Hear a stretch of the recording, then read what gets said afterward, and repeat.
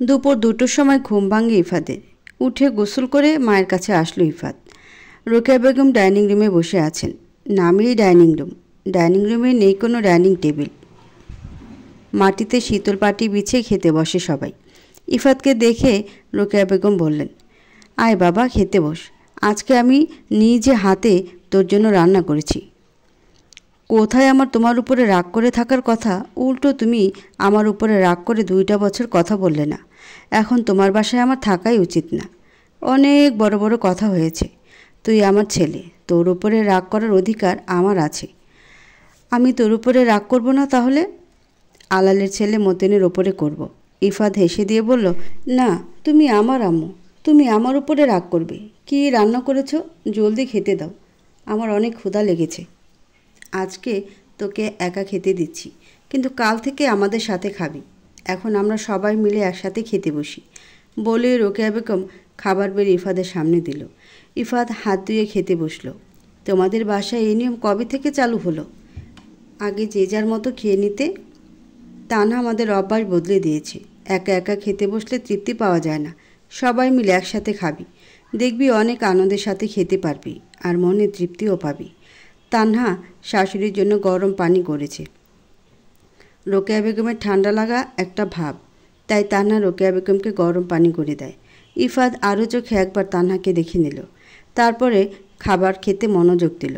খাওয়ার সময় কথা বলতে নেই। রোকেয়া বেগমও চুপ হয়ে গেল। ইফাতের অর্ধেক খাওয়া শেষ হয়ে গেছে। হঠাৎ করেই রোকেয়া বেগম বলে উঠলেন, সামনে শুক্রবার ইয়াদের 7 বছরের মৃত্যুবার্ষিকী পূর্ণ হবে। কিছু মাদ্রাসার এতিম ছেলে নিয়ে আসিস, আমি নিজ হাতে রান্না করে ওদের খাওয়াবো। ইফাত খাওয়া বন্ধ করে দিল। নিমিষেই চোখ দুটো লাল হয়ে গেল। খাবার সরিয়ে হাত ধুয়ে ফেলল। রোকেয়া বেগমের হুঁশ আসলো। খাওয়ার সময় ছেলেকে কি কথা বলে ফেললেন। তানহা গ্লাসে করে গরম পানি নিয়ে আসছিল। রোকেয়া বেগমের কথা শুনে দাঁড়িয়েছিল। ইফাতকে উঠে যেতে দেখে ইফাতের হাত ধরে বলল, খাবার ছেড়ে যাবেন না, সম্পূর্ণ খাবার খেয়ে যান। তানহার এই সময় আসাটা আগুনে ঘি ঢালার মতো হয়ে উঠল। ইফাত কষে তানহার গালে থাপ্পড় বসিয়ে দিল। ইফাদের এমন আচরণে তানহা থতমত খেয়ে গেল। বিনা কারণে তার গায়ে হাত দিল। তানহার রেগে গরম পানি ইফাদের বুকের মাঝামাঝি ছুঁড়ে মারল। তবুও ইফাদের কোনো হেলদোল নেই। তানহাকে উদ্দেশ্য করে বলল, এ মেয়ে, তোমার সাহস কি করে হয় আমাকে স্পর্শ করার? আমি তোমাকে অনুমতি দিয়েছি? আমার উপরে নিজের হুকুম ফলাতে চাও? তাহলে এ বাসা থেকে বেরিয়ে গিয়ে নিজের হুকুম জারি করবে। রোকেয়া বেগমকে উদ্দেশ্য করে বলল, মা, তুমি এই মেয়েকে বাসা থেকে বের করে দাও বলে দিলাম। এ মেয়ে যেন আমার সামনে না পড়ে।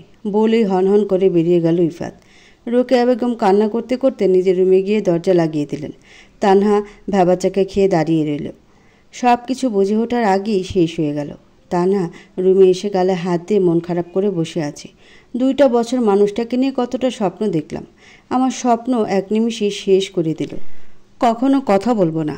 আগে যদি জানতাম খেতে বলার অপরাধে আমাকে মার খেতে হবে, তাহলে পানিটা বেশি করে গরম করে নিয়ে আসতাম। তানহাকে মারার স্বাদ মিটিয়ে দিতাম। আমি আর থাকবো না এ বাড়িতে, কিন্তু বের হয়ে যাব কোথায় ভেবে একটা দীর্ঘশ্বাস ছাড়ল তানহা। দুনিয়ায় তার যাওয়ার কোনো জায়গা নেই। কার কাছে যাবে? সবাই শেয়াল শকুনের মতো ছিঁড়ে খাবে। তাছাড়া চাচির হাতে কত মার খেয়েছি, সেখানে থাকতে পেরেছি। একটা থাপ্পড় খেয়ে থাকতে পারবো না? আমিও তো গরম পানি ঢেলে দিয়েছি, দরকার পড়লে আবার দিব। এত সহজে হার মেনে নেব না বলে শাড়ি হাতে নিয়ে গোসল করতে চলে গেল তানহা। চৈতালি বাসায় এসে মন খারাপ করে বসে আছে। কিভাবে স্যারকে নিজের মনের কথা বলবে? স্যার যদি তাকে ফিরিয়ে দেয়? তানহা ভাবি আমাকে সাহায্য করতে পারবে। আজকে বাসাটা এত চুপচাপ লাগছে কেন? চৈতালি মায়ের রুমে দরজা বন্ধ দেখতে পেল। তানহা গোসল করে চুল মুছতে মুছতে আসছিল। চৈতালি তানহাকে দাঁড় করিয়ে বলল, ভাবি, তোমার সাথে আমার কথা আছে। আমাকে সাহায্য করতে হবে তোমার। তার আগে বলো, বাসায় কি হয়েছে? আম্মুর রুম বন্ধ কেন? চৈতালি, এখন ভালো লাগছে না, তুমি পরে আসো। অনেক সকালে উঠেছি, আমার ঘুম পেয়েছে, আমি ঘুমাবো।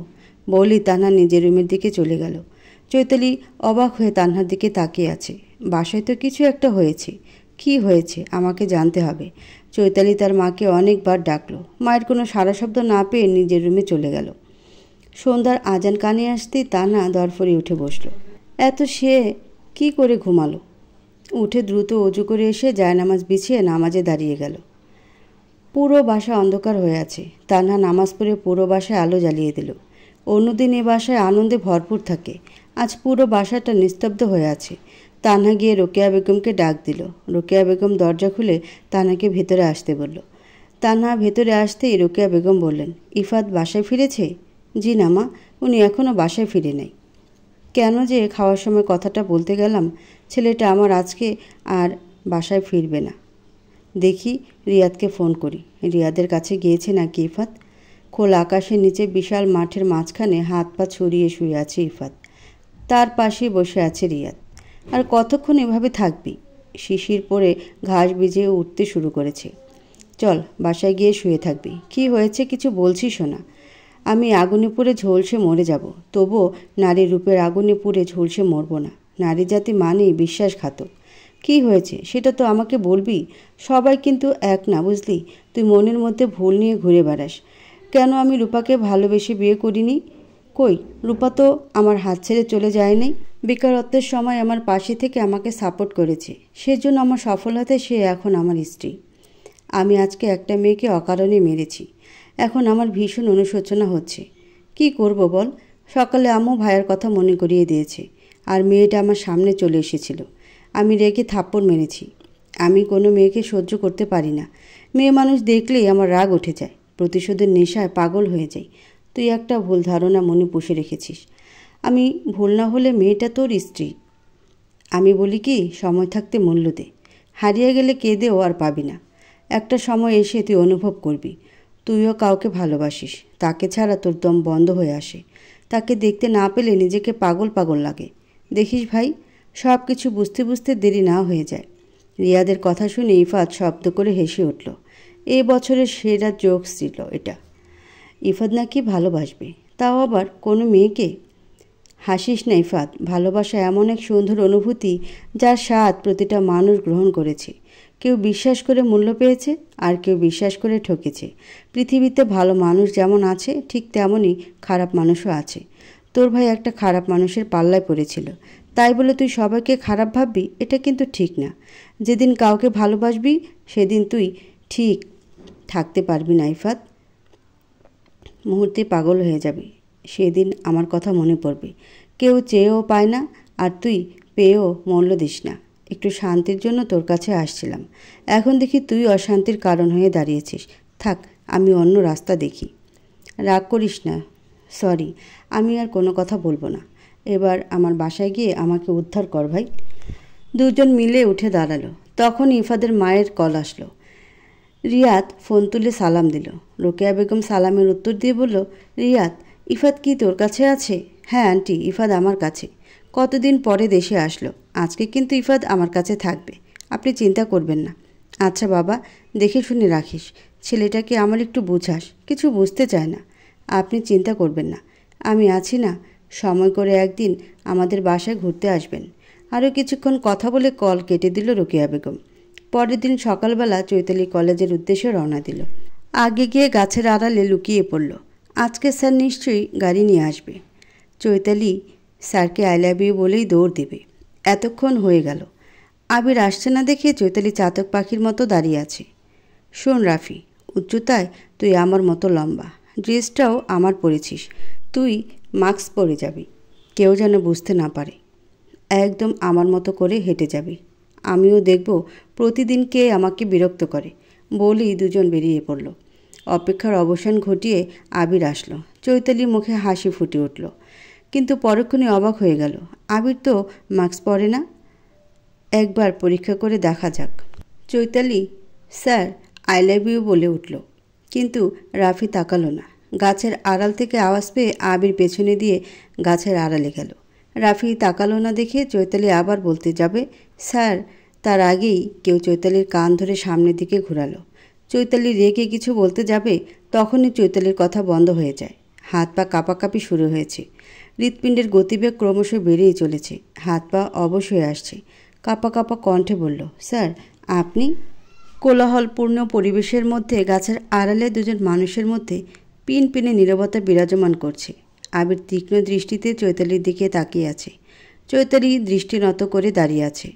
কলেজে এসে বেয়াদবি করতে আসো? তোমার বাসার সবাই জানে?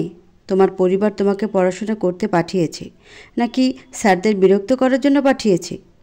আমি আগে থেকে তোমাকে সন্দেহ করেছিলাম, কিন্তু প্রমাণ ছাড়া কাউকে দোষারোপ করা সঠিক নয়। সেই জন্য আমি প্রমাণের অপেক্ষা ছিলাম। আমি তোমার গার্ডিয়ান ডাকবো। চৈতালির চোখ বন্ধ করে এক নিঃশ্বাসে বলে ফেলল, স্যার, আমি আপনাকে ভালোবাসি।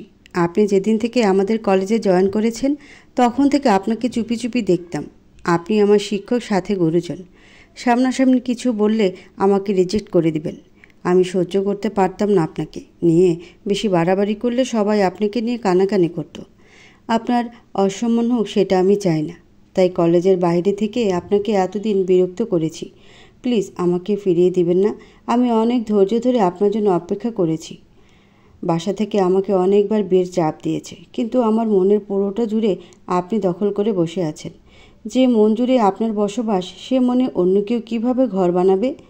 আজকে যা বলেছ, দ্বিতীয় দিন যেন আর এসব কথা না শুনি। এইটুকু বাচ্চা এসব কী বলে?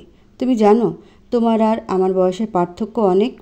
একজন স্টুডেন্ট হয়ে টিচারকে প্রেমের প্রপোজাল দাও? লজ্জা করে না? আমাদের সময় আমরা টিচারদের কত সম্মান করতাম, এসব কল্পনাও করতাম না। আর আজকালকার ছেলে মেয়েরা এসব কিছু মনেই করে না। আমার সাথে এসব বেয়াদবি একদম সহ্য করব না। আমি তোমাকে শেষবারের মতো সুযোগ দিচ্ছি। এমন পাগলামি আবার করতে আসলে আমি তোমার গার্ডিয়ান ডাকবো। বলেই আবির হন হন করে চলে গেল। আবির চলে যেতেই চৈতালি প্রাণ ভরে শ্বাস নিল। আবিরকে দেখলেই চৈতালির হৃৎপিণ্ডের গতিবেগ দ্বিগুণ মাত্রায় বেড়ে যায়। চৈতালি আবিরের থেকে এমন কিছু আশা করেছিল। আবির যেমন ছেলে, খুব সহজে পড়বে না। এর জন্য চৈতালিকে অনেক কাঠকয়লা পোড়াতে হবে। চৈতালি ক্লাস শেষ করে বের হয়েছে। তখনই আবির অন্য রুম থেকে বেরিয়ে অফিস রুমের দিকে যাচ্ছিল। চৈতালি দ্রুত হেঁটে আবিরের কাছে গেল। স্যার, একটা কথা ছিল। কি কথা? জলদি বলো। আমার ক্লাস আছে, যেতে হবে। আপনি আমাদের ক্লাস নেন কেন? এরকম বোকার মতো প্রশ্ন করলে উত্তর দিতে ইচ্ছে করে না। স্যার স্যার স্যার করে আমার পিছু পিছু আসবে না। তোমার কাজ শেষ, এখন তুমি আসতে পারো। স্যার। আবির রেগে গিয়ে দাঁড়িয়ে পড়ল। বিরক্তিকর দৃষ্টি নিক্ষেপ করল চৈতালির দিকে। চৈতালি আশেপাশে তাকিয়ে দেখল কেউ নেই। সুযোগ বুঝে বলল, স্যার, আমি আপনাকে ভালোবাসি। বলেই মাঠের দিকে দৌড় দিল। ভালোবাসি কথাটা বলার পরে আবিরের সামনে দাঁড়িয়ে থাকা সাহস হলো না চৈতালির। চৈতালিকে দৌড়াতে দেখে চৈতালির বেস্ট ফ্রেন্ড আফরিন বলল, এভাবে দৌড়াচ্ছিস কেন? সবাই কেমন করে তোর দিকে তাকিয়ে আছে। চৈতালি ভাবল আফরিনকে কথাটা বলা ঠিক হবে না। স্যারের নামে যদি আজেবাজে কথা বলে। কিছু না রে, আজকে তাড়াতাড়ি বাসায় যেতে হবে, সেজন্য দৌড়াচ্ছি। আজ আসি, কালকে দেখা হবে। বলেই চৈতালি চলে গেল। ইফাত দেওয়ালে হাত দিয়ে দাঁড়িয়ে আছে। কাঁধে কারো স্পর্শ পেতে পেছন ঘুরে তাকালো। রিয়াদকে দেখে মলিন হাসল ইফাত। তোর মন খারাপ ইফাত? পৃথিবীতে সব থেকে কাপুরুষ তো সে, যে নিজের শক্তি নারীর উপরে প্রয়োগ করে। আমারও নিজেকে তাদের মধ্যে একজন মনে হচ্ছে। আমি কি করে একটা মেয়ের গায়ে বিনা কারণে হাত তুললাম? আমার তো কারো গায়ে হাত দেওয়ার অভ্যাস নেই। কতগুলো বছর হয়ে যাচ্ছে আমাদের বিয়ে হয়েছে। আমি ভাইয়ের উপার গায়ে ফুলের টোকাও দিই নেই। যখন খুব রাগ হয় মুখে দু চার কথা শুনিয়ে দিই। খুব আদরের বউ আমার। মেরে নিজের ক্ষতি নিজে করব নাকি? মেয়েদের মনটা অনেক নরম আর স্বচ্ছ হয় জানিস। এদের মায়া বেশি। এরা একটু ভালোবাসা পেলে সব কিছু ভুলে যায়। তুই যদি এর থেকেও বেশি আঘাত করে ভালোবাসা দিস, ও মেয়ে সব কিছু ভুলে যাবে। আল্লাহ তাআলা মেয়েদের মনে এতটা মায়া দিয়েছে। প্রতিটি মেয়ে একদিন মা হবে। আর মা কখনো খারাপ হয় না ইফাত। এমন ভুল আর কখনো করবি না। আজকে গিয়ে ভাবির কাছে মাপ চেয়ে নিবি, কেমন? ও মেয়ের সাথে আমি আগে কথা বলতে পারবো না। শোন, মেয়েরা বাঁকা পথে হাঁটবি, মেজাজ খারাপ হবার মতো উল্টোপাল্টা কথা বলবি। বাম পাঁজরের হাড় যেমন বাঁকা, তারাও বাঁকা। তাই তাদের ধৈর্য ধরে মেনে নিলে সুখী হবি। রাসূল সাল্লাল্লাহু আলাইহি সাল্লাম বলেছেন, তোমরা মেয়েদের সাথে ভালো ব্যবহার করবে। তাদের বাম পাঁজরের হাড় হতে সৃষ্টি করা হয়েছে, আর বাম পাঁজরের হাড় সবচেয়ে বাঁকা হয়। তুমি যদি সোজা করতে চেষ্টা করো তা ভেঙে যাবে, আর যদি ছেড়ে দাও তাহলে সর্বদা বাঁকা থাকবে। সুতরাং তাদের সাথে উত্তমপূর্ণ আচরণ করতে থাকো। আমি ও মেয়ের সাথে কথাই বলবো না। ও মেয়ে ওর মতো থাকবে, আমি আমার মতো থাকবো। ও মেয়ে করিস কেন? তোর বউ হয়, একটু ভালোবেসে দেখিস। মেয়ে মানুষ ভালোবাসা পেলে তোকে রাজ্যের রাজা করে রাখবে। মেয়েদের ভালোবাসা এতটা গভীর। তার মানে কি বোঝাতে চাস? ছেলে মানুষ ভালোবাসতে জানে না, শুধু মেয়েরাই গভীরভাবে ভালোবাসতে জানে? ছেলেরা গভীরভাবে ভালোবাসতে জানে না। তাহলে ভাবিকে ভালোবেসে দেখা। আমাকে ইচ্ছে করে কথা জালে ফাঁসিয়ে দিলি, থাকবো না তোর বাসায় বলে ইফাত চলে যেতে লাগলো। কোথায় যাচ্ছিস? খেয়ে তো যাবি, তোর বাড়ির খাবার তুই খা বললেই চলে গেল ইফাত। তানহা রান্নাঘরে রান্না করছে, রোকেয়া বেগম পাশে বসে গল্প করছেন। তখনই ইফাত বাসায় প্রবেশ করে। আম্মু, আমার ক্ষুধা লাগছে, তাড়াতাড়ি খেতে দাও, আমি ফ্রেশ হয়ে আসছি। তানহা, মা যাও ইফাতকে খেতে দিয়ে আসো। আম্মা, রাগ করবেন না, ও ছেলে আমার গায়ে হাত তুলেছে, আমি কিছুতেই ও ছেলেকে খেতে দিতে পারবো না, আপনার ছেলে আপনি খেতে দিন। তানহা, এসব কি কথা মা? রাগ করবেন না, আমি ওনাকে খেতে দিব না। উনি আমাকে মারলেন কেন? এত বড় হয়ে বাচ্চাদের মতো আচরণ করলে হবে? ইফাত তোমার গায়ে বিনা কারণে হাত তুলেছে, শাস্তি ইফাত পাবে। তুমি আমাকে একটু সময় দাও, আমার হাঁটুতে ব্যথা বেড়েছে, তুমি গিয়ে খেতে দাও। তানহা বিরক্ত হয়ে ইফাদের খাবার ব্যবস্থা করতে লাগলো। পাটি বিছিয়ে সব খাবার পাটির উপরে রাখলো। ইফাত ফ্রেশ হয়ে এসে মাথা নিচু করে খেতে বসলো। ইফাত খাচ্ছে, তানহা বসে আছে। ইফাদের খাওয়া প্রায় শেষ। তানহা রোকেয়া বেগমকে উদ্দেশ্য করে বলল, আম্মা, আপনার ছেলের কিছু লাগবে নাকি জিজ্ঞাসা করেন। আম্মু, তোমার ছেলের বউকে বলে দাও তার জামাইয়ের আর কিছু লাগবে না। তানহা সব খাবার তুলতে শুরু করলো। ইফাত যাওয়ার আগে বলে গেল, মেয়ে মানুষের এত রাগ ভালো না।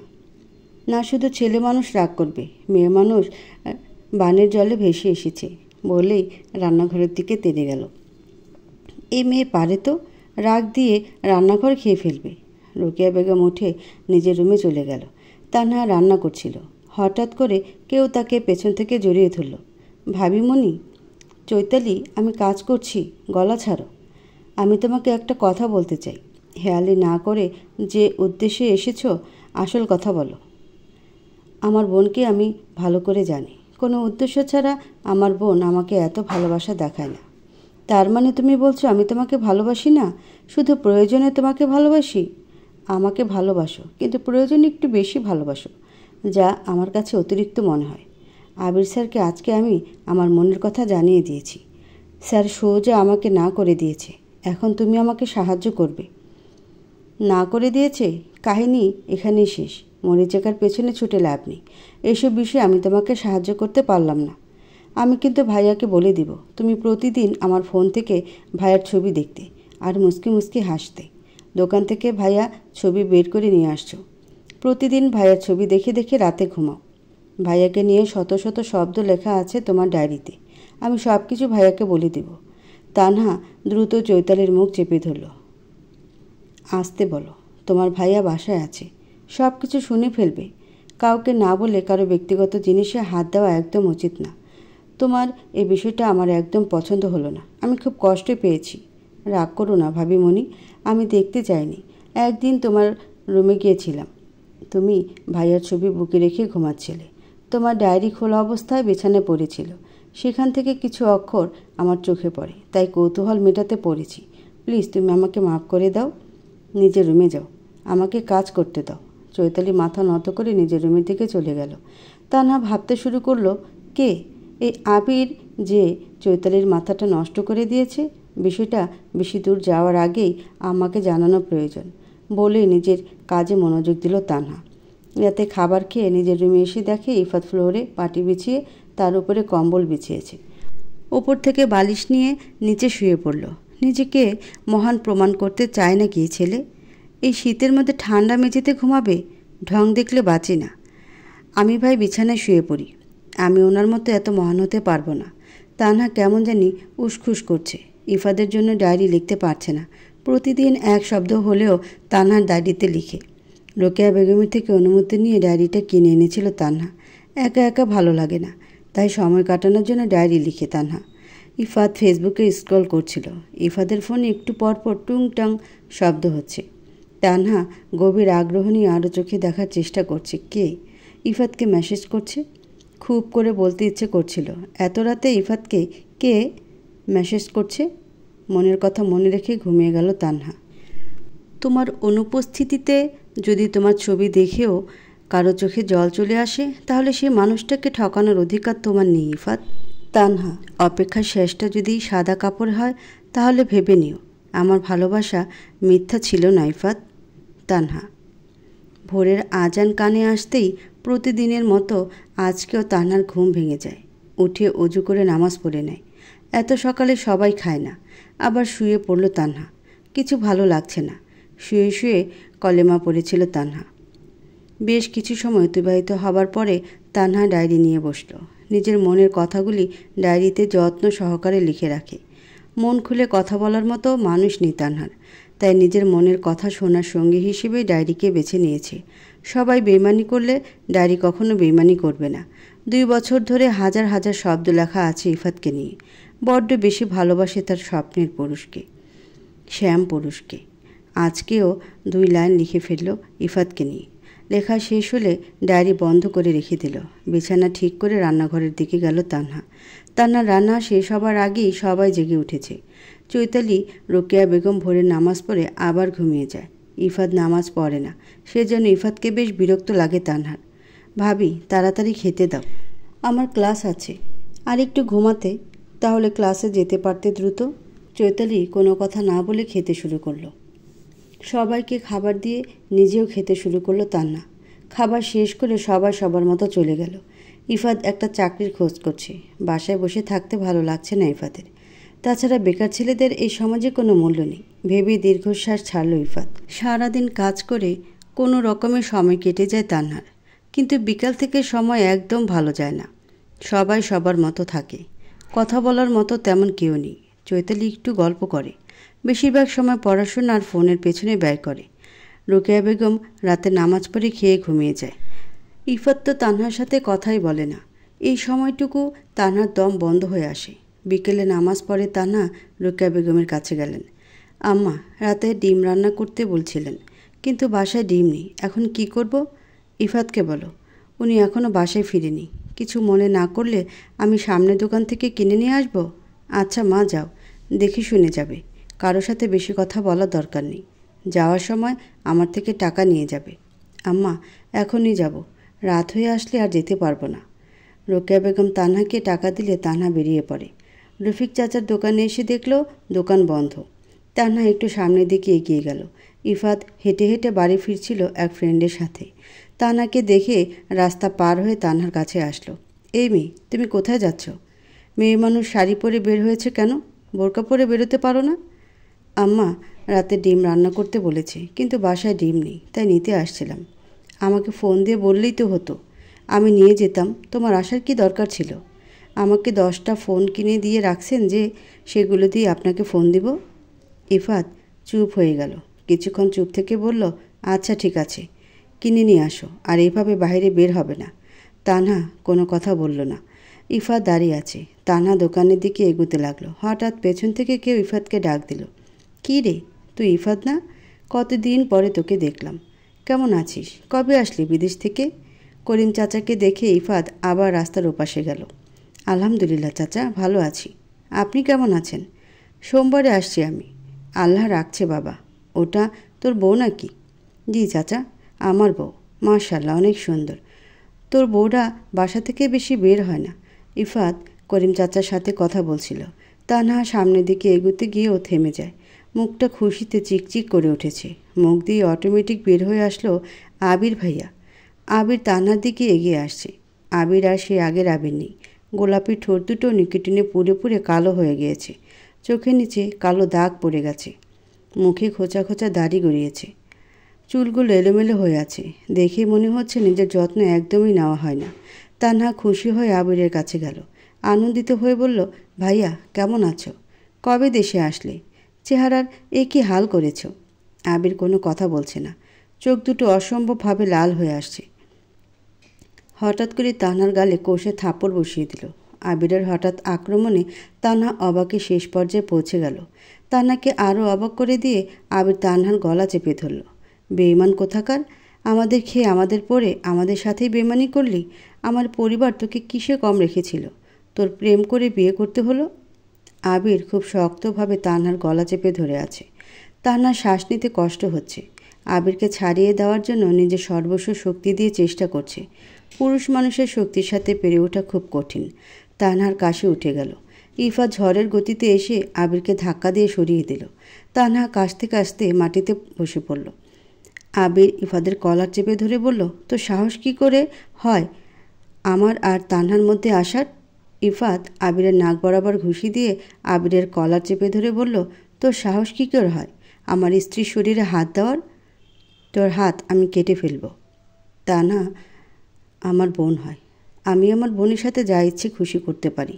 তোর বোন আমার ঘরের বউ, ওর সাথে কথা বলতে হলে ও তোকে আমার অনুমতি নিতে হবে। শরীরে হাত দেওয়ার আগে 1000 বার ভাবতে হবে। তুই আমার সামনে আমারও স্ত্রীর শরীরে হাত দিস? তোর এত বড় কলিজা হয়েছে?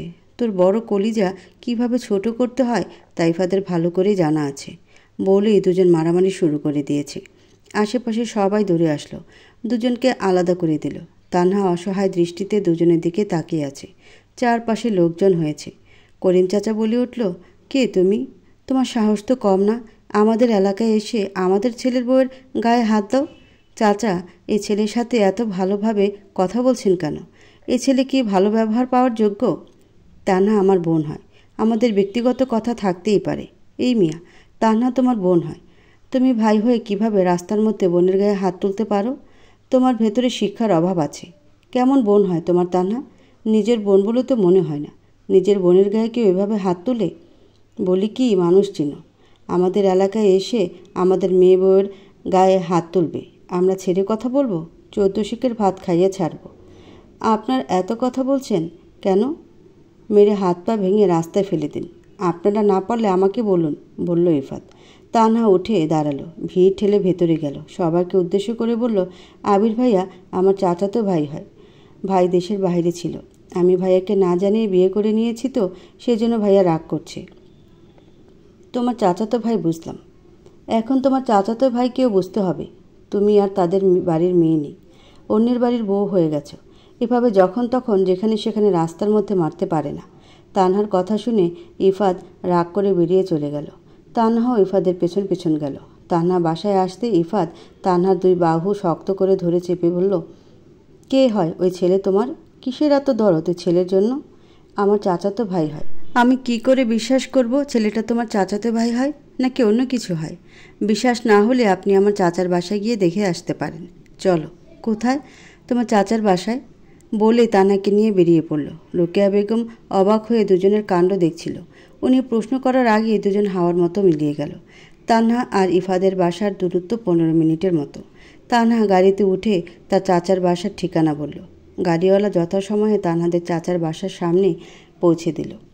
তানহা বাসার সামনে দাঁড়িয়ে আছে। ভেতরে ভেতরে কেমন একটা অনুভূতি হচ্ছে। কলিং বেলে চাপ দিবে কি না ভেবেই সময় পার করে দিচ্ছে। ইফাদের ধমকে চমকে উঠল তানহা। কি হলো, এখানে সারাদিন দাঁড়িয়ে থাকবো নাকি? তানহা কলিং বেলে চাপ দিতেই হাসনা বেগম এসে দরজা খুলে দিল। তানহাদের দেখে প্রচুর অবাক হন, মুখে প্রকাশ করলেন না। মুখে হাসি রেখে বলল, আরে তানহা, তুই ভেতরে আয়। তানহা আর ইফাত ভেতরে প্রবেশ করলো। আবির বাসায় আসার সময় অ্যাক্সিডেন্ট করেছে, হাত পা হালকা কেটে গিয়েছে, মাথায় একটু আঘাত পেয়েছে। আবির ইফাত আর তানহাকে দেখে শান্ত হয়ে বসে আছে। মহাতাব সাহেব ছেলেকে ওষুধ লাগিয়ে দিয়েছিলেন। তানহা আর ইফাতকে দেখে বললেন, তুমি ইফাত না? জি আঙ্কেল। এই ছেলেটা কি আপনার ছেলে? মানে তানহার চাচাতো ভাই, তাই তো? হ্যাঁ বাবা, আবির আমার ছেলে, তানহার ভাই। দাঁড়িয়ে আছো কেন বাবা, বসো। না আঙ্কেল, আজ আর বসবো না, একটা কথা বলতে এসেছি, কিছু মনে করবেন না। আপনার ছেলের শিক্ষার প্রচুর অভাব আছে, তা না হলে রাস্তার মধ্যে অন্যের বাড়ির বউয়ের গায়ে হাত তুলে?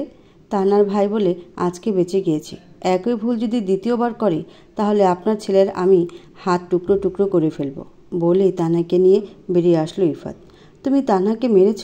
তোমার সাহসের তারিফ করতে হয়, বললেন মাহতাব সাহেব। মেরেছি, বেশ করেছি, দরকার পড়লে আরও মারব। তানহাকে অন্য কারো পাশে সহ্য হয় না আমার। আমি তানহাকে একদম মেরে ফেলবো। নিজের সীমা অতিক্রম করুন আবির, মেয়েটাকে ভালো থাকতে দাও। একবার তোমার মা মেয়েটার জীবন নষ্ট করেছে, এখন তুমি মেয়েটার জীবন নষ্ট করার জন্য উঠে পড়ে লেগেছ? মানুষের জীবনে বিয়ে কতবার হয়? 2 বিয়ে করা নারীকে সমাজের মানুষ ভালো চোখে দেখে না। তুমি ছেলে, তোমার শরীরে কলঙ্ক লাগলে তা সময়ের সাথে মিলিয়ে যাবে, কিন্তু তানহা একটা মেয়ে। তানহার শরীরে কলঙ্কের দাগ পড়লে সারা জীবন তার দায় বয়ে নিয়ে বেড়াতে হবে। তানহার আশা ছেড়ে দাও, নিজের জীবন নিয়ে ভালো থাকো। তোমার জ্ঞান তুমি রাখো, আমাকে একদম জ্ঞান দিতে আসবে না। তানহাকে আমার যে কোনো মূল্যে চাই, দরকার পড়লে আমি ওর সংসার ভেঙে দেব। আমাকে রাগেও না আবির, ফলাফল ভালো হবে না। তুমি তানহাকে এত ভালোবাসো, তানহার প্রতি এত দরদ দেখাচ্ছ, তাহলে আমার মুখ খুলতে বাধ্য করো না। তুমি হেরে যাবে। আমি থাকতে তোমাকে আর তোমার মাকে মেয়েটার জীবন নষ্ট করতে দিব না বলেই চলে গেল মাহতাব সাহেব। তানহা বাসায় এসে সোজা ছাদে চলে গেল। চারিদিকে উঁচু উঁচু বিল্ডিং। একতলার ছোট ছাদের উপরে বসে তানহা কান্না করছে। গলায় হাত দিতেই ব্যথা অনুভব করলো তানহা। আমার আবির ভাই বদলে গিয়েছে। আমার আবির ভাই আগের মতো নেই। আমি এই আবির ভাইকে চিনি না। চাচি আমার গায়ে হাত তুললে যে আবির ভাই পুরো বাসা ভাঙচুর করে শেষ করে ফেলতো, সেই আবির ভাই আজ আমাকে মারল। আমি তাদের সাথে কিভাবে বেইমানি করলাম? শুধু শুধু আমার নামে কেন মিথ্যে অপবাদ দিল? আকাশের দিকে তাকিয়ে দীর্ঘ শ্বাস ছাড়ল তানহা। চোখ দিয়ে অনবরত অশ্রু গড়িয়ে পড়ছে। পাশে কারো উপস্থিতি টের পেয়ে ঘাড় ঘুরে তাকালো তানহা। ইফাতকে দেখে বেশ অবাক হলো তানহা। ইফাত নরম কণ্ঠে বলল, বেশি ব্যথা পেয়েছ? তানহা দুই দিকে মাথা নাড়িয়ে বোঝালো, না, সে ব্যথা পায়নি। এভাবে কান্না করছো কেন? আমার আবির ভাইয়া এমন ছিল না। আমি বিশ্বাসই করতে পারছি না আবির ভাই আমাকে মারতে পারে। এত আবির ভাই করছে কেন? নিজের স্বামীর সামনে অন্য পুরুষের নাম নিতে হয় না কেন? ইফাত কোনো উত্তর না দিয়ে উঠে চলে যেতে লাগলো। তানহা পিছু ডাকলো, শুনুন। ইফাত ভ্রু কুঁচকে তাকালো। তানহার দিকে চেয়ে আছে। তানহা কি বলতে চায় তা শোনার জন্য অধীর আগ্রহে দাঁড়িয়ে আছে। আপনি আর প্রবাসে যাবেন না? দেশে থেকে কিছু একটা করবেন। আমি কেন প্রবাসে যাব না? তানহা ইফাদের মতো কোনো উত্তর না দিয়ে নিচে নেমে আসলো। ইফাত ভ্যাবাচাকা খেয়ে দাঁড়িয়ে রইল। মাথায় চুলকিয়ে সেও নিচে নেমে আসলো। শীতের সকাল, মিষ্টি রোদ। রাস্তা দিয়ে হেঁটে যাচ্ছে ইফাত। একটা চাকরির জন্য কোথায় কোথায় যাচ্ছে সে নিজেও জানে না। এই যুগে ইন্টার পাসের কি চাকরি বা আছে? তবুও ছোটোখাটো একটা কাজের জন্য চেষ্টা করে যাচ্ছে ইফাত। চৈতালি খেয়ে কলেজে চলে গেছে। রোকেয়া বেগম নিজের রুমে শুয়ে আছেন। তানহা দুপুরে রান্নার জোগাড় করছিল। তখনই দরজার কলিং বেল বেজে ওঠে। তানহা উঠে গিয়ে দরজা খুলে দেয়। আবিরকে দেখিয়ে দরজা বন্ধ করে দিতে লাগলে আবির বলে উঠল, আমি জানি তুই আমার উপরে রাগ করে আছিস। তোর রাগ হওয়াটা স্বাভাবিক। একবার আমার কথাটা তো শুনবি, তারপরে না হয় আমার উপরে রাগ করবি। আমাকে ভেতরে আসতে দিবি নাকি বাইরে দাঁড় করিয়ে রাখবি? তুমি আমাদের বাসা চিনলে কিভাবে? বোনের শ্বশুরবাড়ি ভাই হয়ে যদি না চিনি তাহলে কেমন ভাই আমি? আমি ভেতরে আসার অনুমতি পাব? তানহা সরে দাঁড়ালো। আবির গিয়ে সোজা ড্রয়িং রুমে বিছানা পাটিতে বসে পড়ল। মাটিতে বসলে কেন? উঠে দাঁড়াও, আমি চেয়ার নিয়ে আসছি। আমি কি অন্য কেউ যে আমাকে আলাদা করে চেয়ার দিতে হবে? আমার বোন যদি মাটিতে বসে কাজ করতে পারে তাহলে আমি কেন বোনের পাশে বসতে পারবো না? তানহা কথা শুনল না। রোকেয়া বেগমের রুমে গেল। আম্মা, আবির ভাইয়া এসেছে। আপনি বাইরে চলুন, বাসায় কেউ নেই। ভাইয়ার সাথে কেউ কথা না বললে সে কি মনে করবে? বসতে দিয়েছ? না, ভাইয়া মাটিতে বসে পড়েছে। সে কি কথা মা? চেয়ার টেবিল নিয়ে যাও, আমি তোমাকে সাহায্য করছি। একটা চেয়ার আর ছোট্ট একটা টেবিল ড্রয়িং রুমে নিয়ে গেল দুজন মিলে। বাবা, তুমি মাটিতে বসেছো কেন? উঠে চেয়ারে বসো। সমস্যা নেই, আপনারা তো আমারই আপনজন। আমার জন্য এত ব্যস্ত হতে হবে না। তা কি করে হয় বাবা? তুমি মাটিতে বসে থাকলে আমার খারাপ লাগবে। তুমি চেয়ারে বসো। আবির কথা না বাড়িয়ে উঠে চেয়ারে বসলো। তানহা রান্নাঘরে চলে গেল। একটু পরে নাস্তা নিয়ে ফিরে এলো। তানহা, এসব কেন করতে গেলি? প্রথম আমার শ্বশুরবাড়িতে এসেছ। এতটুকু না করলে বাসায় গিয়ে বলবে আমার শ্বশুরবাড়ির লোকজন কিপটা, তোমাকে কিছু খেতে দেয়নি। আমি কি খাওয়ার জন্য তোদের বাসায় আসছি? দুজন মিলে কি শুরু করলে? আবির খেয়ে নাও বাবা, কথা বলো না। রোকেয়া বেগম আবিরকে পছন্দ করছে না, তা রোকেয়া বেগমের মুখ দেখে স্পষ্ট বোঝা যাচ্ছে। কালকে সব কিছু শুনে প্রচুর রেগে গিয়েছিল রোকেয়া বেগম। তানহা কোনো রকম বুঝিয়ে সব কিছু শান্ত করেছে। জীবনে অনেক অশান্তি বইয়ে বেরিয়েছে তানহা, আর নতুন করে কোনো অশান্তি চায় না তানহা। দুপুর গড়িয়ে বিকেল হতে যাচ্ছে। ইফাত বা চৈতালি কেউ বাসায় ফিরে নেই। আবির বলেছিল বিকেল পর্যন্ত থাকবে। এখনও বসে আছে, রোকেয়া বেগমের সাথে গল্প করছে। আবিরের কথা রোকেয়া বেগমকে মুগ্ধ করে তুলেছে। আবির এবার আমতা আমতা করে বলল, আন্টি, একটা কথা বলবো যদি রাগ না করেন। কি কথা বাবা? আমি তানহার সাথে কিছু ব্যক্তিগত কথা বলতে চাই। আমি তানহাকে কিছুক্ষণের জন্য নিয়ে যেতে পারি? এটা কেমন করে সম্ভব বাবা? তানা এখন আমাদের বাড়ির বউ। তাছাড়া তুমি কালকে ভরা রাস্তার মাঝে মেয়েটার গায়ে হাত তুলেছ। লোকে দেখলে কি বলবে? আমি যেতে দিতে পারবো না। ইফাতও বাসায় নেই। ইফাত জানলে খুব রাগ করবে। আন্টি, আমি আপনার পায়ে পড়ি, কথা দিচ্ছি আপনাদের অসম্মান হবে এমন কোনো কাজ করব না। তানার সাথে শুধু কয়টা কথা বলবো। এইভাবে কারো পা ধরতে নেই। আল্লাহ ছাড়া কারো সামনে মাথা নত করতে নেই বাবা। আন্টি, বেশি সময় না, আপনি আমাকে 30 মিনিট সময় দিন। আচ্ছা বেশ, আমাদের বাসার সামনে যে রেস্টুরেন্ট আছে সেখানে গিয়ে কথা বলবে, আমি দাঁড়িয়ে থাকব। আমি তান্নার সাথে একা কথা বলতে চাই আন্টি। এভাবে বাড়ির বউকে অন্য ছেলের সাথে যেতে দিতে কোনো শাশুড়ি চায় বলো বাবা? আমার উপরে বিশ্বাস রাখুন, আর কোনো দিন আসবো না। 30টা মিনিট সময় আমাকে দিন। আচ্ছা বেশ, আমি বাইরে দাঁড়িয়ে থাকবো। 30 মিনিট হলে আমি তানহাকে নিয়ে চলে আসব। আচ্ছা আন্টি, চল। তানহা বলেই আবির বাড়ির বাইরে গিয়ে দাঁড়ালো। তানহা অসহায় দৃষ্টিতে শাশুড়ির দিকে তাকালো। আম্মা, যাব? যাও, ভয় পেও না, আমিও যাচ্ছি তোমার সাথে। আম্মা, উনি যদি জানতে পারে? খুব রাগ করবেন। আমিও ইফাদের কথা চিন্তা করছি। ইফাদ আসার আগে চলো, ঝামেলা যত তাড়াতাড়ি শেষ হবে ততই ভালো। বলেই তান্নাকে নিয়ে বেরিয়ে পড়ল। তান্নার ভেতরে কেমন জানি ভয় লাগছে। মার খাওয়ার ভয় নয়, ইফাদের ভয়। ইফাদ জানতে পারলে কি হবে? রোকেয়া বেগম তানহার পাশে দাঁড়িয়ে আছে। তানহা রাস্তা পার হয়ে রেস্টুরেন্টের কাছে গেল। তানহাকে দেখে আবির বলল, তাড়াতাড়ি চল, সময় কম। কয়টা কথা বলেই চলে যাব। ভেতরে যাব না, যা বলার বাইরে থেকেই বলো। সবাই তাকিয়ে আছে, এভাবে রাস্তায় দাঁড়িয়ে থেকে কথা বলা কেমন দেখায়? তানহা বাধ্য হয়ে আবিরের সাথে গেল। মুখোমুখি হয়ে আছে দুজন। কি খাবি বল? আমি এখানে খেতে আসিনি। কি বলবে তাড়াতাড়ি বলো। এই বিয়েতে তুই সুখী আছিস তো তানহা? আলহামদুলিল্লাহ, আমি অনেক ভালো আছি। আমি তোকে ভালোবাসি তানহা, বড্ড বেশি ভালোবাসি রে। সে ছোটোবেলা থেকে তোকে ভালোবাসি। তাহলে তুই আমাকে রেখে ইফাতকে কেন বিয়ে করলি বল? আমি তোমাকে ভাইয়ের চোখে ছাড়া অন্য কোনো চোখে দেখি নাই। তুমি এসব কিভাবে ভাবতে পারো ভাইয়া? আমি এসব ভাবা তো দূর, কল্পনাও করতে পারি না। আমি তোকে কেন মেরেছি জানিস? মা বলেছে তুই রিলেশন করে বিয়ে করেছিস। আমি প্রথমে বিশ্বাস করিনি, আমার অনেক কষ্ট হচ্ছিল। কিন্তু একটা কথা যদি কারো মুখের সামনে বারবার বলা হয়, একটা সময় কথাটা মানুষ ঠিক বিশ্বাস করে নেয়। আমিও আম্মুর কথা বিশ্বাস করে নিয়েছিলাম। তোমার মা নিজে দেখে শুনে আমার বিয়ে দিয়েছে। তোমার মা আমার উপরে যে পরিমাণে অত্যাচার করত, তোমার মনে হয় আমি রিলেশন করব? উনি আমাকে ডাক ঢোল পিটিয়ে তার সাথে বিয়ে দিয়ে দিবে। তার মানে তুই নিজের ইচ্ছায় বিয়ে করিস নি, আম্মু ইচ্ছায় করেছিস? চল না তানহা, আমরা দূরে কোথাও চলে যাই। এতটা দূরে চলে যাব কেউ আমাদের খুঁজে পাবে না। তোর আর আমার ছোট একটা সংসার হবে। সেই সংসারে তুই আর আমি রাজত্ব করব।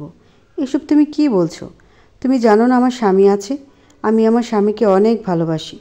আমার স্বামী ছাড়া অন্য কোনো ছেলেকে কল্পনা করতে পারি না ভাইয়া। তুমি অন্য কাউকে জীবনসঙ্গী হিসেবে বেছে নাও। আবির তানহার হাত ধরে বলল, এভাবে বলিস না তানহা, আমি নিঃস্ব হয়ে যাব। তোকে ছাড়া বেঁচে থাকা খুব কঠিন। আমি তোকে ছাড়া ভালো নেই। প্লিজ তুই ইফাতকে ডিভোর্স দিয়ে আমার কাছে চলে আয়। তানহা ঝাড়ি দিয়ে হাত সরিয়ে নিল। এভাবে আমাকে যখন তখন স্পর্শ করবে না, এমন অন্যায় আবদারও করবে না। তুমি চলে যাও, আর কখনো আমার সামনে আসবে না। ইফাত জানলে অনেক রাগ করবে। আমি আমার স্বামীকে কষ্ট দিতে চাই না। তোকে গভীরভাবে ছুঁয়ে দেখার আক্ষেপ আমার সারা জীবন থেকে যাবে রে তানহা। তোকে গভীরভাবে আলিঙ্গন করে হাওমাও করে কান্না করতে ইচ্ছে করে। অন্তত আমার ইচ্ছেটা পূর্ণ করে দে। ছি, তোমার মন মানসিকতা কতটা নিচু হয়ে গেছে আবির ভাইয়া। তুমি আর কখনো আমার সামনে আসবে না। আজ আমাকে ফিরিয়ে দিলি না, একদিন খুব আফসোস করবি। কথা দিলাম, তোর জীবন নরক করে তুলব। তুই আমার না হলে আমি তোকে কারো হতে দিব না। আমার আল্লাহ জানেন, তোমার অসৎ মনের ইচ্ছে কখনো পূর্ণ হতে দিবে না। বলেই তানহা সামনের দিকে এগোতে লাগলো। তানহা বাইরে এসে দেখলো তার শাশুড়ি নেই। আবির তানহার পেছনে এসে দাঁড়ালো। আবিরের মুখে হাসি। ইফাত হাতে লাল রঙের একটা ব্যাগ নিয়ে আসছিল। আবির আর তানহাকে দেখেই মুখটা মলিন হয়ে গেল। মলিন হেসে পাশ কাটিয়ে বাসার মধ্যে চলে গেল। তানহা এক প্রকার দৌড়ে বাসার মধ্যে গেল। চৈতালি প্রাইভেট শেষ করে বাসায় ফিরছিল। রাস্তার বিপরীত পাশে আবিরকে দাঁড়িয়ে থাকতে দেখে দৌড়ে আবিরের কাছে আসলো। স্যার, আপনি আমাদের এদিকে? দরকার ছিল তাই এসেছিলাম। আজকে কলেজে আসেন নাই কেন? সব কৈফিয়ত তোমাকে দিতে হবে? বিরক্ত হয়ে বলল আবির। আমাদের বাসা থেকে ঘুরে যান। না, অন্যদিন যাব বলেই বাইক নিয়ে চলে গেল। চৈতালি মন খারাপ করে বাসায় গেল। আজকে আবিরকে কলেজে দেখতে না পেয়ে চৈতালির মন খারাপ হয়ে গিয়েছিল। একটু দেখার জন্য চাতক পাখির মতো চেয়েছিল। এখন আবিরকে দেখতে পেয়েছে। মনে অদ্ভুত এক শান্তি অনুভব করছে চৈতালি। গুনগুন করে গান গাইতে গাইতে বাসায় গেল। ইফাত বাসায় এসে গোসল করতে গিয়েছে। তানহা ভয়ে ভয়ে বাসায় ফিরল। তানহা আগে শাশুড়ির রুমে গেল। আম্মা, আপনি চলে এসেছেন কেন? পায়ে ব্যথা করছিল মা। ছেলেটা তো ভালোই, 30 মিনিটের কথা বলে কতক্ষণ সময় শেষ করেছে। তোমাকে বাজে কিছু বলেনি তো আবার? দেখো মা, তোমার ভাই এজন্য আলাদা করে কথা বলতে দিয়েছি, আর কখনো দিব না। তানহার মুখটা মলিন হয়ে গেল। আপনি অনুমতি দিলেও আর যাব না মা। মানুষ ভালো চোখে দেখে না। আবির ভাই তো আমার নিজের ভাই না। আমাকে একটু তেল গরম করে এনে দিবে মা? একটু বসুন, আমি তেল গরম করে নিয়ে আসছি। চৈতালি নিজের রুমে ব্যাগ রেখে তান্নার রুমে আসলো। ইফাত আয়নার সামনে দাঁড়িয়ে মাথায় চিরুনি করছে। চৈতালির চোখ যায় বিছানায় পড়ে থাকা লাল ব্যাগ আর বেলি ফুলের দিকে। চৈতালি ফুলগুলো হাতে নিয়ে বলল, ভাইয়া, এগুলো কার জন্য? তোর জন্য। আমার জন্য? বুঝলাম না। একটা আমার, আরেকটা কার জন্য? তুমি তো দুটো নিয়ে এসেছো। আরেকটা আম্মার জন্য। তোমার মাথা খারাপ হয়ে গেছে? আম্মু এই বয়সে বেলি ফুলের মালা পরে ঘুরবে? সত্যি করে বলো, কার জন্য নিয়ে এসেছিলে? তোর আর তানহার জন্য। ওর জন্য একটা ফোন নিয়ে এসেছি, ওকে দিয়ে দিস। তুমি নিয়ে এসেছো, তুমি দিও। তাহলে মনে মনে বউয়ের জন্য এতটুকু ভাবা হয়? ইফাত কোনো কথা বলল না। একটা দীর্ঘশ্বাস ফেলে বলল, আমার অনেক ক্ষুধা লেগেছে। চৈতালি, আমার জন্য খাবার নিয়ে আয়। যা তো বোন। ভাইয়া, তোমার মন খারাপ কেন? কি হয়েছে, এভাবে কথা বলছো কেন? আমি ফুল নিয়েছি তাই তুমি রাগ করেছ? আমি ফুল নিব না। তুমি ভাবিমণিকেই দিও। এই দেখো, রেখে দিলাম। তুই আমার রাজকুমারী। তুই যদি আমার জীবনটাও নিয়ে নিস তবুও আমি মন খারাপ করব না। সারাদিন না খেয়ে আছি তাই খারাপ লাগছে। চৈতালি কথা বাড়ালো না। ভাইয়ের জন্য খাবার নিয়ে আসতে চলে গেল। ভাবি, তুমি এখানে? ভাইয়া এসেছে দেখো নাই? ভাইয়া সারাদিন না খেয়ে আছে। তানার বুকের মধ্যে ধক করে উঠল। ভয় লাগছে, আবার খারাপও লাগছে। মানুষটা সকালে খেয়ে সারাদিনের জন্য বেরিয়ে যায়।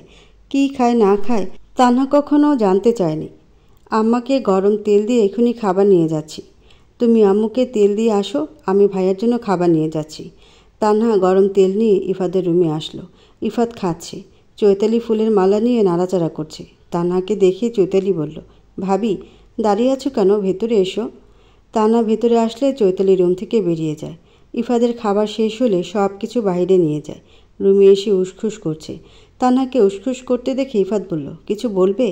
আপনি রাগ করেছেন কেন আমাকে আবির ভাইয়ের সাথে দেখে? এখানে রাগ করার কি আছে? বুঝেছি, আপনি অভিমান করেছেন। ইফাত শব্দ করে হেসে উঠল। বেশ কিছুক্ষণ চুপ থেকে বলল, যেখানে অধিকার নিম্নতর সেখানে অভিমান করাটা হাস্যকর। তানহা। তানহা মাথা নিচু করে দাঁড়িয়ে আছে। বেলি ফুলের মালা আর ফোনের ব্যাগটা তানহার হাতে ধরিয়ে দিয়ে বলল, এগুলো তোমার জন্য। ইফাত আর এক মুহূর্ত রুমে দাঁড়ালো না। শীতের কাপড় পরে বাইরে বেরিয়ে গেল। তানহা ইফাদের যাওয়ার দিকে অসহায় দৃষ্টিতে তাকিয়ে আছে। ভেতর থেকে অদ্ভুত কষ্ট অনুভব করছে তানহা। ইফাত বাসায় আসার সময় চোখ যায় বেলি ফুলের মালার দিকে। একটা মেয়ে বেলি ফুলের মালা বিক্রি করছিল। ফুলগুলো দেখে ইফাদের কেন জানি তানহার কথা মনে পড়ল। কিছু একটা ভেবে ফুলের মালা কিনল একটা। পরে চৈতালির কথা ভেবে দুটো মালা কিনল। তানহার জন্য কেনা নতুন ফোন আর বেলি ফুলের মালা হাতে নিয়ে বাসায় ফিরছিল ইফাত। আবির আর তানহাকে একসাথে দেখে ইফাদের ফুরফুরে মনটা নিমিষেই মলিন হয়ে গেল। শীতের রাত, সাথে গরম ধোয়া ওঠা চা। পাড়ার মোড়ে আড্ডা জমেছে বেশ। মাঝে মাঝে শব্দ করে হাসির আওয়াজ শোনা যাচ্ছে। ইফাত গিয়ে সবার সাথে যোগ দিল। অনেক দিন পর ইফাতকে পেয়ে সবাই ভালো মন্দ জিজ্ঞেস করতে শুরু করলো। ইফাত সবার সাথে কুশল বিনিময় করে রাত 8টার দিকে বাসায় ফিরল। তানহা শুয়ে শুয়ে বই পড়ছিল। ইফাতকে দেখে উঠে বসল। তোমার ভাইয়ের সাথে যে দেখা করতে গিয়েছিলে, কার অনুমতি নিয়ে গিয়েছিলে? আমার সাথে যে তোমার বিয়ে হয়েছে, আমাকে স্বামী বলে মানো তো নাকি? যদি না মানো, আমার বাসা থেকে বের হয়ে গিয়ে যত ভাই আছে তাদের সাথে ঘুরে বেড়াবে, আমি কিছু বলবো না। বিশ্বাস করুন, আমি যেতে চাইনি। কার অনুমতি নিয়ে গিয়েছিলে? তোমার সামান্য লজ্জা থাকলে যে ছেলে কাল তোমাকে ভরা রাস্তার মধ্যে মারল আর আজকে তুমি তার সাথে দেখা করতে চলে গেলে, একটাবার আমাকে বলার প্রয়োজন মনে করলে না? এমন ভুল আর হবে না। আবিরের সাথে যাওয়ার অনুমতি কে দিয়েছে তোমাকে? একা যাওয়ার সাহস তো তোমার হবে না, এটা আমি জানি। চৈতালি দিয়েছে? না, আম্মা দিয়েছে। ইফাত একটু অবাক হয়ে বলল, আম্মা? কোনো কথা না বলে সোজা রোকেয়া বেগমের রুমে চলে আসলো ইফাত। রোকেয়া বেগম পায়ে তেল দিচ্ছিলেন। ইফাতকে দেখে বলল, আয় বাবা, ভেতরে বস। সারাদিন কোথায় যাস বলতো? আম্মু, তুমি তানহাকে আবিরের সাথে পাঠানোর আগে আমার অনুমতি নেওয়ার প্রয়োজন মনে করেছিলে? আমি যে তানহার স্বামী, আমার সাথে তানহাকে বিয়ে দিয়ে নিয়ে আসছো, এই কথাটা তোমার মনে আছে নাকি এটাও ভুলে গেছো? ইফাত, আসলে আম্মু, তোমার বিবেক বাধা দিল না? যে ছেলেটা ভরা রাস্তার মধ্যে তানহার গায়ে হাত তুলল, লোকে তানহাকে নিয়ে আড়ালে কত বাজে কথা বলল, তুমি সেই ছেলের সাথে কিভাবে যেতে দিলে? ছেলেটা যদি তানহার কোনো ক্ষতি করে ফেলতো তখন কি করতে তুমি? তানহার সম্মানের সাথে আমার সম্মান জড়িয়ে আছে। তানহাকে নিয়ে কোনো কথা উঠলেই আগে আমার নাম চলে আসবে। এমনিতেই প্রবাসী ছেলেদের বউয়ের দুর্নামের অভাব নেই। বিকালে যখন আমি আবির আর তানহাকে একসাথে দেখলাম, আমি সহ্য করতে পারছিলাম না আম্মু। তানহাকে আমি ভালোবাসি না মানছি, কিন্তু তানহা আমার বউ অন্য পুরুষের সাথে নিজের বউকে দেখলে না চাইতেও ভেতর থেকে কষ্ট অনুভব হয়। আমার ইচ্ছে করছিল তানহাকে রাস্তার মধ্যেই কয়টা থাপ্পড় বসিয়ে দিই, কিন্তু আমি পারিনি আম্মু। মেয়েদের গায়ে হাত তোলা আমার স্বভাবে নেই। একদিন তানহাকে মেরেছিলাম। ঘটনাটা এখনও আমাকে কষ্ট দেয়। আবির আর তানহাকে দেখে চলে আসছিলাম। আমি কিছু বলতে পারিনি, কারণ বিয়ে করে আমি তানহাকে রেখে চলে গিয়েছিলাম। কোনো খোঁজ খবর রাখিনি, বেঁচে আছে নাকি মরে গেছে কখনো জানতেও চাইনি। এখন যদি হঠাৎ করে অধিকার ফলাতে যাই, তাহলে তান্না যদি বলে ওঠে, আপনার এই অধিকার 2 বছর আগে কোথায় ছিল? বেঁচে আছে নাকি মরে গেছি কখনো জানতে চেয়েছেন? 2 বছর পরে অধিকার ফলাতে এসেছেন, তখন আমি কি উত্তর দিতাম আম্মু? এই কথাগুলো ভেবে কষ্টটা বুকে চাপা দিয়ে হেসে তাদের সামনে দিয়ে চলে আসছি। আমি না হয় তানহার পাশে ছিলাম না, কিন্তু তোমরা তো ছিলে। তাহলে তুমি কেন ওই বেয়াদব ছেলের সাথে তানহাকে পাঠালে বলো? আমি এইসব দেখার জন্য দেশে আসছি? আমার কষ্টটা না বাড়িয়ে দিলেও তো পারতে। প্রবাসে কারো ভালোবাসা না পাই, দিন শেষে রাতে শান্তিমতো নিরিবিলি ঘুমোতে পারি, প্রাণ ভরে শ্বাস নিতে পারি, এসব অশান্তি পোহাতে হয় না। রোকেয়া বেগম মাথা নিচু করে আছেন। ছেলের কথাতেই বুঝেছেন ছেলেটা গভীরভাবে কষ্ট পেয়েছে। ছেলে মানুষ কষ্টটাকে খুব সহজেই আড়াল করতে পারে। ইফাত ছেলে না হয়ে মেয়ে হলে এখনই রোকেয়া বেগমকে জড়িয়ে ধরে হাউমাউ করে কান্না করে দিত। রোকেয়া বেগম উপলব্ধি করতে পারছে সে কত বড় ভুল করে ফেলছে। তোর কথায় যুক্তি আছে ইফাত। ছেলেটা আজকে আমাদের বাসায় এসে এত ভালো ব্যবহার করেছে, না চাইতেও বিশ্বাস করে ফেলছি। তোমরা মেয়েরা এমন কেন? কেউ একটু ভালো করে কথা বললেই গলে পানি হয়ে যাও। আজ তানহার কিছু হয়ে গেলে? রোকেয়া বেগম চুপ করে আছেন। ইফাত কিছুক্ষণ দাঁড়িয়ে থেকে ধ্যাত বলে নিজের রুমে চলে আসলো। তানহাকে উদ্দেশ্য করে বলল, শোনো মেয়ে, তুমি আমার বাড়িতে আমার পরিচয়ে থাকো, তাই এখন থেকে কোনো কিছু করার আগে আমার থেকে অনুমতি নিয়ে করবে। যদি মনে করো আমার থেকে অনুমতি নেওয়ার প্রয়োজন নেই, নিজের ইচ্ছে মতো চলবে, তাহলে আমার বাড়ি থেকে বের হয়ে গিয়ে করবে। তুমি চাইলে আমার থেকে ডিভোর্স নিতে পারো। একদম বাজে কথা বলবেন না। অন্যায় করেছি একটা, সেজন্য চুপ করে আছি, তার মানে এই না যে আপনি যা তা বলবেন। আমি সব চুপচাপ সহ্য করে নেব। আমি যদি মরে পচেও যাই তবু আপনাকে ছাড়ব না। এই নিন আপনার ফোন আর আপনার মালা, আপনি রাখুন। দুটো জিনিস নিয়ে এত কথা শুনতে পারবো না বলেই চলে গেল তানহা। নিজে অন্যায় করেছে, আবার নিজে রাগ দেখাচ্ছে। আর কোনো দিন দেখি খালি বাসা থেকে একদম বের করে দেব। তানহা চৈতালির রুমে আসলো। চৈতালি পড়তে বসেছিল। তানহাকে দেখে বলল, কিছু বলবে ভাবি? তোমার ভাই আমার উপরে রাগ করেছে, এখন আমি কি করব? আমাকে বাসা থেকে বের করে দেবে। কেন, কি করেছে তুমি? তানহা দুদিনের সব ঘটনা চৈতালিকে খুলে বলল। আমার ভাইয়া কত ভালো, আমি হলে রাস্তার মধ্যে কয়টা লাগিয়ে দিতাম। তোমার ভাইয়ের সাহস কম না। আম্মু এমন ভুল কি করে করলো? এখন যদি তোমার ভাই যদি বলে আমাকে তানহার সাথে বিয়ে দিয়ে দিন, আম্মু কি তাই দিয়ে দিবে? খুব রাগ হচ্ছে আম্মুর উপর। তোমার ভাই জানে না তুমি বিবাহিত, জেনেও এমন অন্যায় আবদার করে, কষে থাপ্পড় বসিয়ে দিতে পারলে না? আমাকে কিছু বলো না চৈতালি, উনি কষ্ট পাবেন। তোমার ভাই আমাকে অনেক কথা শুনিয়েছে। কেন যে গেলাম, আমারই আসলে লজ্জা নেই। যে ছেলে আমাকে মারলো আমি তার সাথে চলে গেলাম। তোমারও দোষ আছে ভাবি, এভাবে আর কখনো কোনো ছেলের সাথে আলাদা করে কথা বলতে যাবে না। আমারই খুব রাগ হচ্ছে, না জানি ভাইয়ার কেমন লাগছে। ভাইয়া নিজের কষ্ট প্রকাশ করতে পারে না, ভেতরে ভেতরে শেষ হয়ে যায়। এখন আমি কি করব চৈতালি? ভালোবেসে ভাইয়ার রাগ ভাঙাবে। তুমি না ভাইয়ের বউ, সবাই ভালোবাসার কাঙ্গাল গো ভাবিমণি, বুঝেছ? একটু ভালোবেসে বোঝালে ভাইয়া ঠিক বুঝবে। ওনাকে দেখলেই আমার বুকের মধ্যে ধুকপুক ধুকপুক করে, কথা হারিয়ে যায়, হাত পা কেমন অবশ হয়ে আসে। ঝগড়া করার সময় তো তোমার বুকের ভিতরে ধুকপুক ধুকপুক করে না, ফুল এনার্জি নিয়ে ঝগড়া করো। রাগ উঠলে মাথা ঠিক থাকে না, মাথায় যা আসে বলে দিই। মাথা ঠান্ডা হলে যখন উপলব্ধি করতে পারি তখন নিজেই বেশি কষ্ট পাই। আমার কাছে না থেকে নিজের বরের কাছে যাও, দেখো গিয়ে রাগ ভাঙাতে পারো কি না। কালকে আমার ক্লাস পরীক্ষা আছে। তানা উঠে নিজের রুমে আসলো। ইফাত ফ্লোরে শুয়ে শুয়ে ভিডিও দেখছে। তানা ধীর পায়ে এগিয়ে গিয়ে ইফাদের মাথার কাছে বসলো। ইফাদের বিপরীত পাশে রাখা ফোন আর ফুলের মালা নিয়ে বলল, আমার কিপটা জামাই 2 বছর পরে আমার জন্য কিছু নিয়ে আসছে, সেটা আমি নিব না তাই কখনো হয়? ইফাত শুনেও না শোনার ভান ধরে ফোনে মনোযোগ রাখল। শুনুন না, একটা কথা বলবো। ইফাত অন্যদিকে কাত হয়ে শুয়ে পড়ল। তানহা একটু এগিয়ে গিয়ে ইফাতের হাত থেকে ফোন কেড়ে নিল। সমস্যা কি তোমার? এভাবে বিরক্ত করছে কেন? আপনি আমার সাথে কথা বলেন না কেন? আমার কি আপনার সাথে কথা বলতে ইচ্ছে করে না? সারাদিন বাসায় একা একা কাজ করে সময় পার করি। তোমার কথা বলার মানুষের অভাব নেই। আমাকে আমার ফোন ফিরিয়ে দাও। আগে বলেন কি করলে আপনার রাগ ভাঙবে। একটা কাজ করো, 2টো ইট নিয়ে এসো, আমার মাথায় বাড়ি দাও। সারা জীবনের জন্য আমার রাগ কমে যাবে। খালি বাজে কথা বলেন। আপনি ফোনে সারাদিন কি করেন আমি দেখব। ফোনের পাসওয়ার্ড বলুন। বলবো না। কেন? আমার ফোনের পাসওয়ার্ড তোমাকে কেন দিব? আমি আপনার বউ, তাই দিবেন? আবিরের সাথে দেখা করার আগে মনে রাখা উচিত ছিল তোমার একটা জামাই আছে, তারও তোমার সব কিছু জানার অধিকার আছে। সরি আর হবে না। আমিও সরি পাসওয়ার্ড দিব না। বুঝেছি আপনি অনেকগুলো রিলেশন করেন, হাজার হাজার মেয়েদের সাথে কথা বলেন, সেজন্য আমাকে ফোনের পাসওয়ার্ড দিবেন না। বুঝেছ? এখন আমাকে বিরক্ত করা বন্ধ করো। তানহা মন খারাপ করে ইফাদের ফোন দিয়ে দিল। ইফাত ফোন নিয়ে শুয়ে পড়ল। তানহা আগের ন্যায় বসে রইল। একটু পরে তানা উঠে চলে গেল। রাতে সবাই খেতে বসেছে, কারো মুখে কোনো কথা নেই, থমথমে পরিবেশ। ইফাত খেয়ে উঠে চলে গেল। রোকেয়া বেগমের সাহস হচ্ছে না ছেলের সাথে কথা বলার। ছেলের অভিমান খুবই তীব্র। সবাই যে যার মতো খেয়ে চলে গেল। আবির নিজের রুমে বসে ডায়েরিতে কিছু একটা লিখছিল। তখনই হাসনা বেগম আবিরের রুমে প্রবেশ করে। আজকে তানহার কাছে গিয়েছিলি? হ্যাঁ গিয়েছিলাম। কিছু করতে পারলি? আম্মু এখান থেকে যাও তো, মেয়েটা ভালো আছে, মেয়েটাকে ভালো থাকতে দাও। এভাবে আমার মাথায় আর বিষ ঢালবে না। তানহা আমাদের ঠকিয়েছে।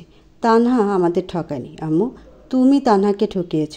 তানহার নামে মিথ্যা কথা বলে আমার কাছে কেন ভালো সাজছ আম্মু? তোমার মুখে মিথ্যা কথা মানায় না আম্মু। হাসনা বেগমের মুখ চুপসে গেল। হঠাৎ করে ছেলের কি হয়ে গেল? ছেলে উল্টো সুর গাইছে। বিষয়টা খুব করে ভাবাচ্ছে হাসনা বেগমকে। হাসনা বেগম আবিরের রুম থেকে বেরিয়ে আসলো। তোমাকে বলেছিলাম না, মায়া সারা জীবন থাকে না, একটা সময় ঠিক কেটে যায়। এখন তানহার প্রতি আবিরের মায়া কেটে গিয়েছে। তুমি চাইলেও আবিরের মনে বিষ ভরতে পারবে না। তোমার ছেলের মধ্যে গোলমাল আছে বলেই চলে গেল হাসনা বেগম। মাহতাব সাহেব দীর্ঘশ্বাস ছেড়ে বলল, আমার ছেলের মধ্যে ভেজাল আছে হাসনা। তোমার ছেলে ভালোবাসতে জানে না। তুমি যদি জানতে। আবির তানহার ছবির দিকে তাকিয়ে বলল, শূন্যস্থান কখনো শূন্য থাকে না, ধুলাবালি দিয়ে হলেও তা পরিপূর্ণ হয়ে যায়। তুই আমার সেই শূন্যতা যা অনেক আগে পরিপূর্ণ হয়ে গেছে। তবুও কেন এত পাগলামি করি? দূরে থাকলে মন বলে তুই ভালো থাক, সামনে আসলে সব কিছু এলোমেলো হয়ে যায়। তোর গল্পে আমি খারাপ থাকি, তবুও তুই ভালো থাক।